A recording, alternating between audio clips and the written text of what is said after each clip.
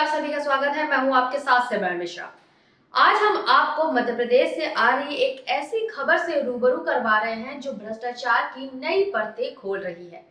शहडोल के बहुचर्चित dry fruit घोटाले की स्याही अभी सूखी भी नहीं थी और मऊगंज में भ्रष्टाचार की किताब में एक और काला अध्याय जुड़ गया है। जल गंगा संवर्धन जैसे पवित्र उद्देश्य की आड़ में मऊगंज में महज 40 मिनट में एक कार्यक्रम में 10 लाख रुपए का घपला किया गया, वो भी ऐसे खर्च जिनका जमीन पर कोई नामो निशान नहीं है।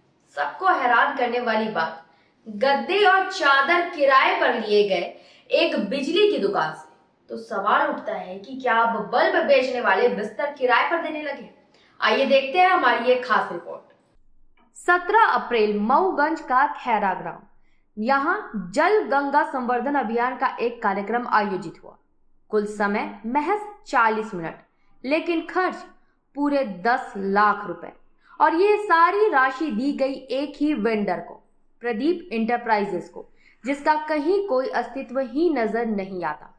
किराना, मिठाई, टेंट, लाइट, नाश्ता सब कुछ एक ही अनाम दुकान से। सबसे चौंकाने वाला खुलासा, गद्दे 30 रुपए और चादरें 35 रुपए प्रति यूनिट की दर से किराए पर ली गई, वो भी एक बिजली की दुकान से। सवाल ये है कि क्या ये प्रशासन की सिर्फ लापरवाही है या साजिश के तहत गढ़ा गया एक सुनियोजित घोटाला। इस घोटाले में लेखपाल ने भी सीईओ पर लिखित आरोप लगाया है कि रामकुशल मिश्रा के द्वारा जबरन उसकी डीएससी और मोबाइल छीन ली गई थी और उसी के माध्यम से जमकर भ्रष्टाचार किया गया। लेखपाल ने इसकी शिकायत जनपद अध्यक्ष को भी की थी, जिसके बाद जनपद अध्यक्ष ने लेखपाल की मोबाइल और डीएससी वापस देने के लिए पत्र जारी किया था। इसके बाद ही सीईओ ने लेखपाल को डीएससी और मोबाइल वापस किया। यह आरोप अपने आप में पूरे प्रकरण की गंभीरता को दर्शाता है। इस कार्यक्रम में एक महिला जनपद अध्यक्ष नीलम सिंह भी मौजूद थी, लेकिन उन्हें मंच पर जगह तक नहीं मिली, जबकि इस कार्यक्रम में लगभग 150 लोग मौजूद थे। लेकिन चौंकाने वाली बात ये कि ना पानी मिला ना नाश्ता। मंच पर जनप्रतिनिधियों को बैठने तक की जगह नहीं मिली। जनपद अध्यक्ष नीलम सिंह का सीधा आरोप है, हमें वहां पानी तक नहीं दिया गया। फिर लाखों के चाय नाश्ते के बिल किसके लिए बने? ग्रामीणों का दर्द भी साफ है। उनका कहना है कि गंदा टैंकर का पानी पिलाया गया, खाना तो दूर की बात रही। अब सवाल उठता है कि जब जनता को बुनियादी सुविधा भी नहीं मिली तो ये 10 लाख रुपए कहां गए? अब बात करें इस घोटाले के फर्जी बिलों और वित्तीय अनियमितताओं की, तो पंचायत दर्पण पोर्टल पर अपलोड की गई नोट शीट साफ साफ कहती है कि सिर्फ 2,54,000 रुपए की स्वीकृति दी गई थी, लेकिन निकाले गए 7,45,000 रुपए से भी ज्यादा। और ये सब कुछ हुआ बिना जनपद पंचायत की बैठक के, बिना कोई प्रस्ताव पारित हुए। आखिर इतनी बड़ी राशि किसके इशारे पर स्वीकृत की गई? क्या किसी बड़े अधिकारी का संरक्षण इस पूरे खेल में शामिल था? ये सवाल न केवल वित्तीय नियमों का उल्लंघन है, बल्कि एक गंभीर आपराधिक षड्यंत्र की ओर भी इशारा करता है। इस पूरे प्रकरण की निगरानी जिन अधिकारियों को करनी थी, वे खुद विवादों के घेरे में है।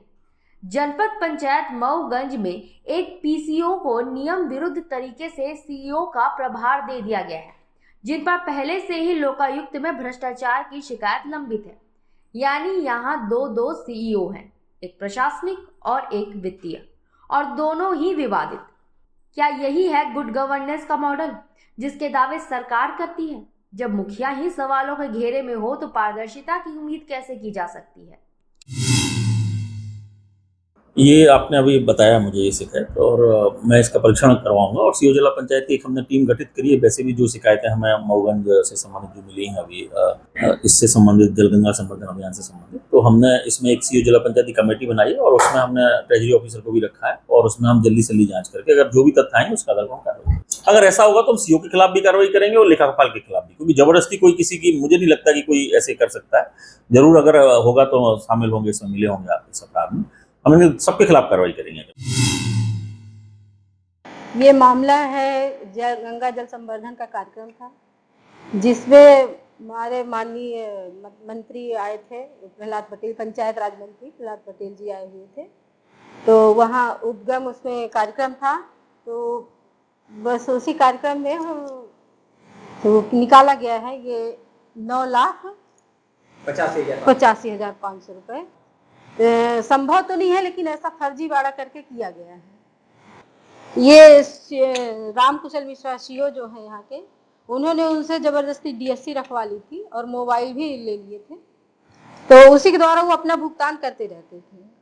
और वो मुझे जैसे जानकारी दी उन्होंने कि ऐसा ऐसा किया, उन्होंने आवेदन लिख के मुझे दिया, तो फिर मुझे जानकारी हुई कि उन्होंने उनकी डीएससी और मोबाइल रख लिए लिखा पा। जी मैं वहाँ पे थी। व्यवस्था तो थी, लेकिन हम लोग थे तो हम लोगों को तो कुछ नहीं मिला था। अब क्या था वो तो मुझे ज्यादा नहीं है पता, लेकिन हाँ हम लोगों को जो थे तो किसी को वहाँ पे एक गिलास पानी, एक बोतल पानी तक नहीं मिला पीने को।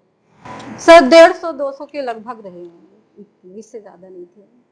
नहीं, मेरे पास कभी नहीं लाई गई। आपके द्वारा भ्रष्टाचार किया गया है? जी मेरे द्वारा किया गया है, लेकिन कोई कार्रवाई नहीं हुई।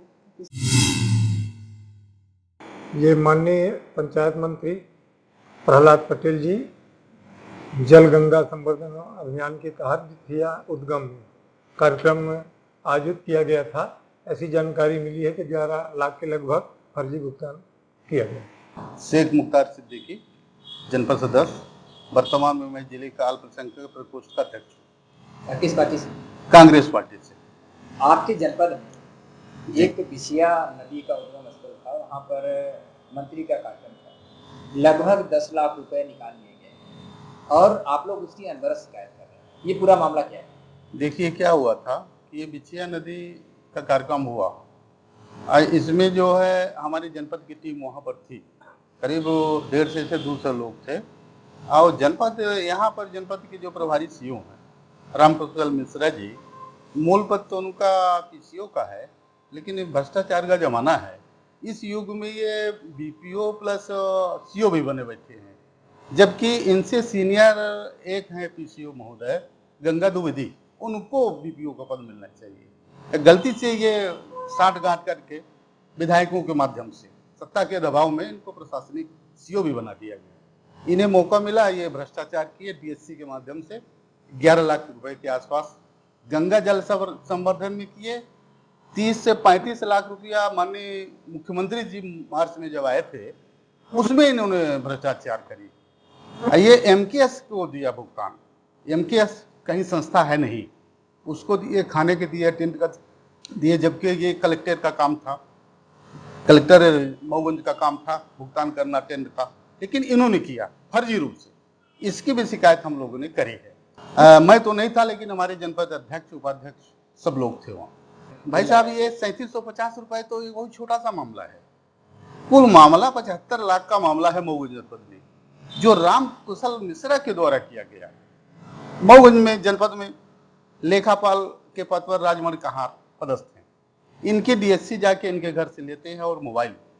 वर्तमान जो वित्तीय सीओ हैं एवी खरे साहब, एवी खरे और राम कुशल मिश्रा जी, इनकी जोड़ी आज की नहीं है, 15 साल पहले की इनकी जोड़ी है। जब ये जवा में थे तब ये राम कुशल मिश्रा के ऊपर करीब 8 FIR हुए थे 420 वगैरह के।